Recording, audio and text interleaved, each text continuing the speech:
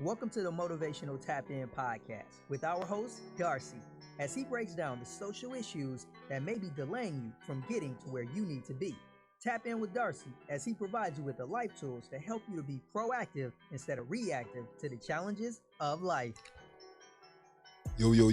Thank you for tuning in with the Motivational Tap In Podcast. Thank you for tuning in.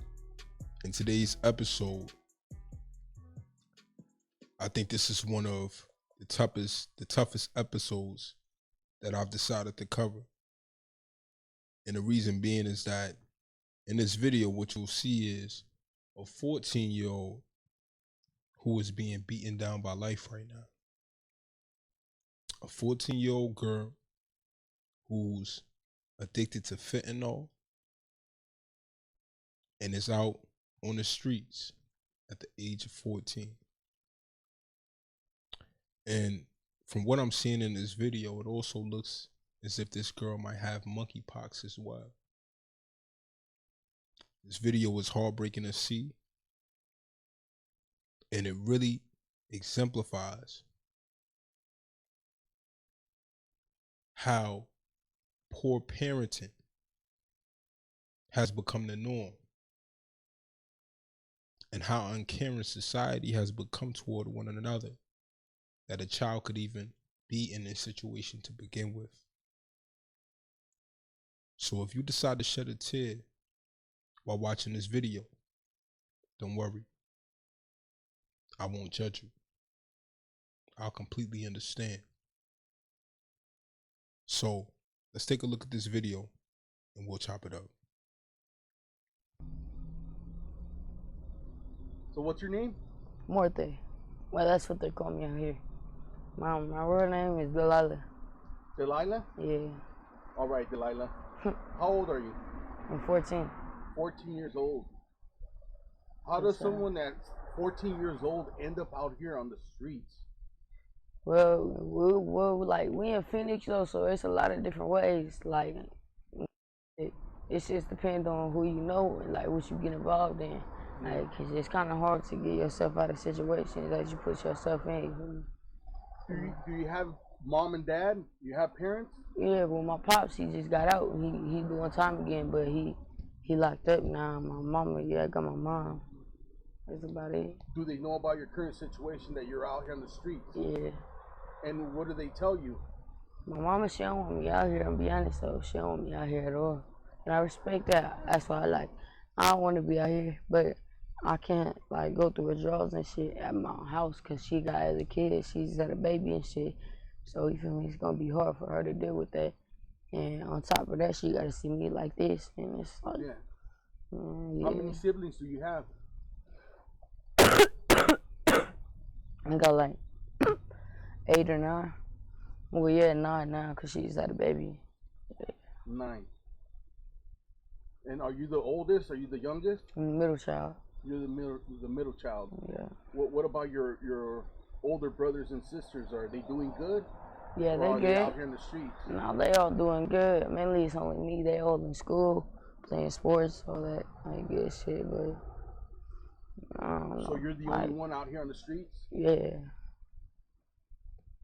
Why do you choose to be out here? Well, shit, it's not like it was really my choice, but it's kind of like it was there, like type shit. Like I feel like the streets is like that's all I had at the point in time. So it's like, why would I leave it? You feel me? Yeah. But shit, I gotta understand that I got my mama and shit too though. So yeah. Did you start messing with the blues? Yeah. How did you start messing with the blues? My brother, like, I was kind of going through some shit, so I was already a runaway, so I was staying at his house and shit. And then he also was on the blues and shit. So for those of you who don't know, the blues is another term used for fentanyl. So understand that this is a 14-year-old child who is struggling with fentanyl abuse, amongst other drugs. Also got kicked out of his mama's house because mom, like, he would do blues and some more shit. So then I was like, man, I kind of just started selling shit first.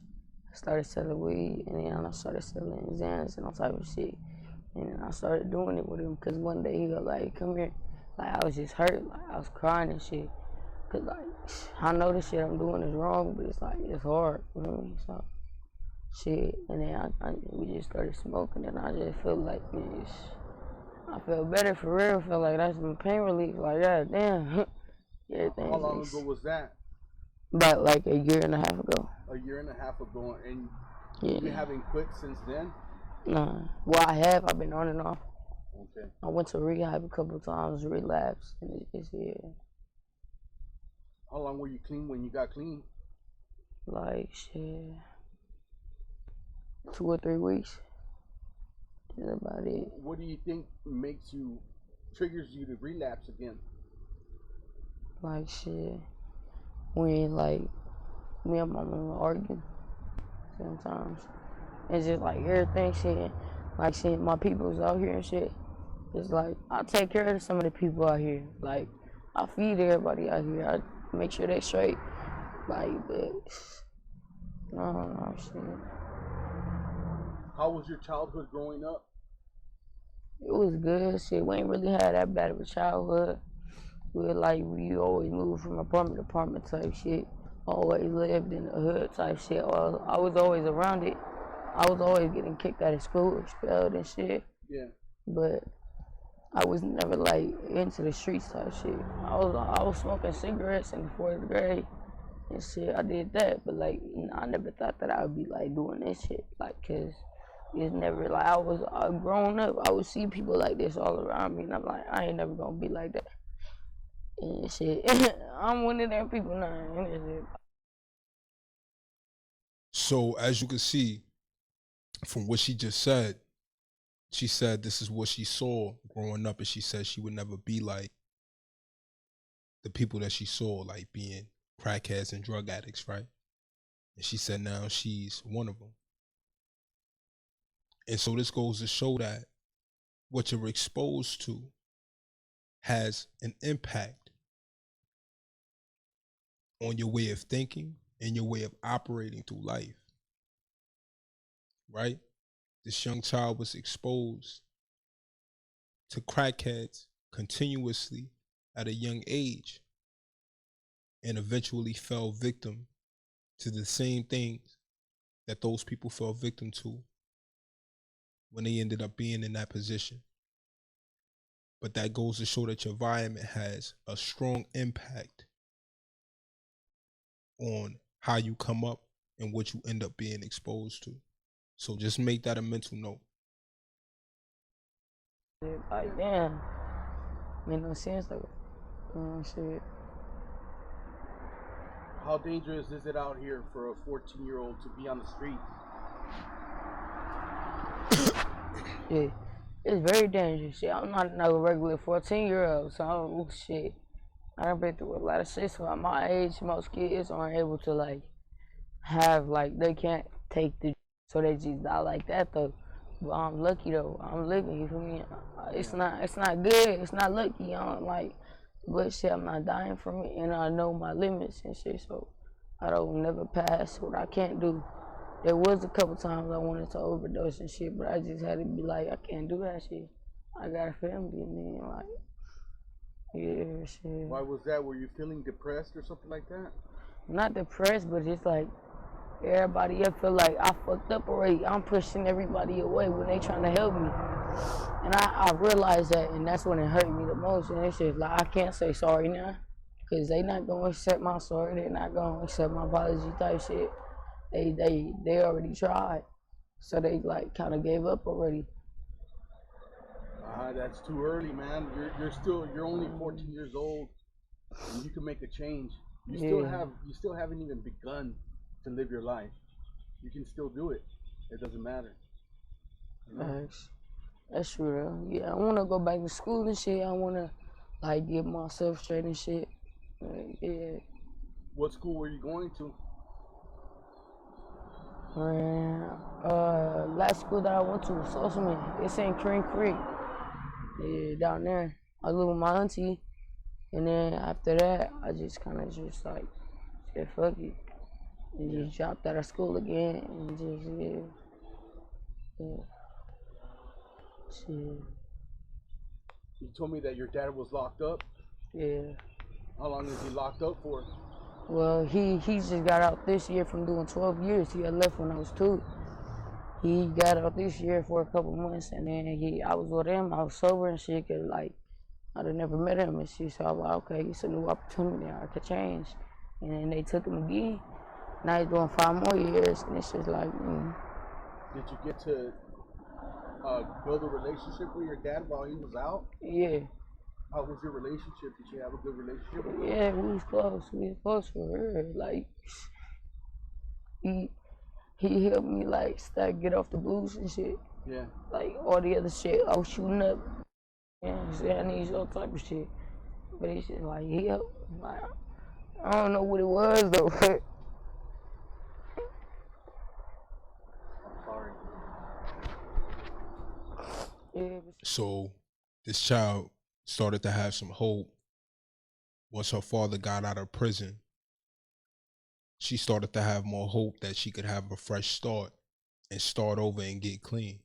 And then the prison system took her father again, right? And then she became discouraged again, right? And this is what a lot of people experience, right? They experience this sense of hopelessness, right? And they allow that hopelessness to overcome them, right? And make them get in a daze to where they think they cannot overcome that hopelessness, and that's going to be their experience for the rest of their life. And obviously hopelessness does not discriminate against age, because this is a 14-year-old whose life has barely begun. But even now, they're feeling hopeless before it even had a chance to really kick off and start. This is a 14-year-old who has so much opportunity and time left in life to make something happen, who has already given up, and who has already been beaten down by life. So we need to understand and have a certain level of sensitivity to what kids can be dealing with right now, because none of this adversity discriminates against age. Shit, it's all right though. It is what it is. You feel me? It's gonna happen sooner or later. Do you think your outcome would have been different if your dad was in your life all that time? Yeah. You think things would have been different right now? Shit. Yeah, cause then my mom wouldn't be like, my mama would be happier right now. I feel like shit, if she was still with my pops, I think my mom would be happier for real. But I can't change that, so I just gotta live with it, you feel me? Yeah. To any younger person that's watching this interview and they're thinking about running the streets or trying substances, what kind of advice would you give them? Shit, I'm gonna tell you this though, you gonna do it. Like, it's your decision at the end of the day, but you gotta think about the consequences that come with it. Like shit, the way I think of things, I think about it, if I do something, I'm gonna make it worth it. So if I face the consequences, the action that I did, all right, I think it's worth it. But this ain't worth it. There ain't nothing that could like it took everything from me for real. I lost everything. I can't go back to school. I got a felony, like all type of shit, and I'm 14. You already got a felony at 14? Yeah, drug for failure. Damn. Yeah, shit.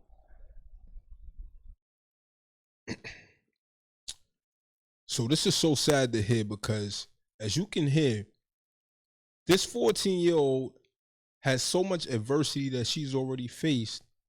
She feels like the climb back up the ladder is not worth it.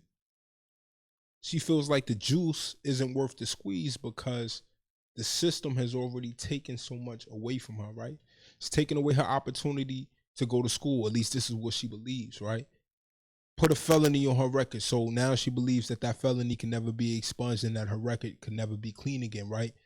So now when a person gets in this type of situation, they become more and more hopeless, right? They become more hopeless than they already are, and more hopeless than they were when they experience the adversity that they're dealing with and that they've already experienced. So we really need to understand how hopelessness creeps up on us, right? It takes one situation, and then that one situation begins to amplify in our minds, and then we allow that one situation, that one chapter, to define our whole book. And now all of a sudden, our entire story begins to change and goes from a dream to a nightmare. So we really need to understand this, right? How every little situation and decision in your life, even from when you're a child, how it shapes your thinking and your belief system and how you're going to pan out in life, and how your belief system begins to corrode. And when it does corrode,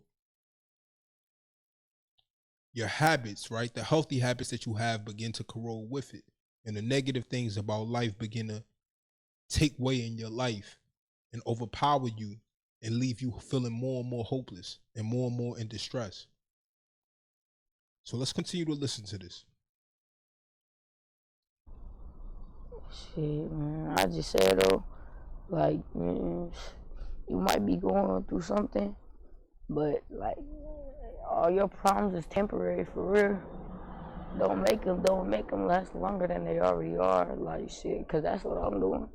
I don't gotta be out here. This is my problem that I'm still dealing with, and like type shit, and I still gotta deal with it, cause I'm putting myself in this position. At the end of the day, anybody could tell me I shouldn't be out here. I shouldn't be doing this. But I'ma still think the way that I think, and I'ma still like try to do better for myself. And I'm not trying to prove anything to anybody. Like that's why, like, I don't even know that. But the only person I want to prove something to is my mom, for real. I want to show what I could like actually change. I could move. I could get out. I could get off the streets and shit. And it took me a long ass time to realize that shit. Like for real. Time go by so fast when you out here, cause when you on the drugs and shit, and I'm not thinking about nothing. I'm not thinking about my family and shit, cause it feels like I'm in the moment right now. What's happening right now? I need to get this done. I need to do this, like all type of shit. But like, man, shit, man, make the right decision though, for real. Man, I'm gonna say, I don't even know that. Do it. You could get out the streets, man. Yeah. You're too young. So you could go back home if you wanted to right now, right? Yeah, I'm gonna go back home today, actually. I think so, yeah. Do you do that like every now and then? Just go back home? Nah. No? I usually stay out here for a couple of months. I don't go back home till I get arrested or until I'm in the hospital or something. And then my mom finds me, and then, yeah, that's it. But like, yeah. So I don't want to go home by them dropping me off, like them picking me up from the police station, or them like having to come to the hospital, come get me. None of that. I want to go to my house and show my mama like that's not me. Like, man, that's me though. Like, yeah, hell yeah, that's me. I'm bad. I'm all this and that. But like, to my mama, hell no, I ain't doing none of that shit. Fuck all that. For real. Like, shit. Yeah, I don't even know though. It's alright. Alright, Delilah, well, thank you for sharing your story. I really do appreciate it. Yeah, sure. Are you okay with me using this on my YouTube channel? Yeah, of course. And just in case some of my subscribers want to reach out to you, do you want to shout out any social media like Instagram, anything like that? Any email that you want to put out there? I'm finna make a new Instagram actually when I get home and shit. It's gonna be Black Baby Morte. Yeah, it's gonna be my Instagram.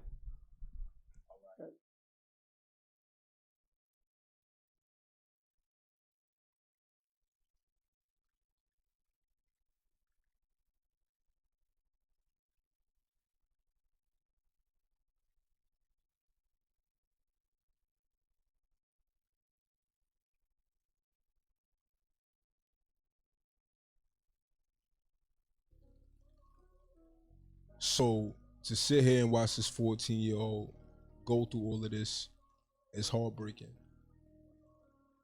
To see her deal with this level of adversity at such a young age is heartbreaking, and it's sad to see. And it's sad that she doesn't have the right resources around her to help her overcome the addiction that she's dealing with. And when you don't have enough love, care, and affection around you, life is tougher. Especially for children that come into this world that don't have the right support system in place to help them to weed out the things that are bad for them and to retain the things that are going to be of good value to them as they go through life. And that's why it's up to us as leaders, as parents, as aunts, as uncles, as cousins, as brothers, as sisters, to steer each other in the right direction, right? To provide the right wisdom and understanding, and to help shape the right moral compass and values that's necessary for us to be healthy as people when it comes to making it through life. This is a 14-year-old girl who should not be dealing with this. But this is the reality that we created because we moved away from having a relationship with God. We moved away from caring about each other enough to help keep each other on the right path and help each other to get back on the right path if we ever go astray. Proverbs chapter 22 verse 6 says, train up a child in the way he should go, even when he is old, and he will not depart from it. We have to hold ourselves accountable for helping each other to establish and develop our relationship with God, because this is the only way we're going to overcome the adversity that comes with this world, right? When you don't have a relationship with God, you're susceptible to the detriment that this world can bring. And so we have to start turning to God. I pray for strength for this young woman. Thank you for tuning in with the Motivational Tap-In Podcast. Please continue to support my channel. Thank you.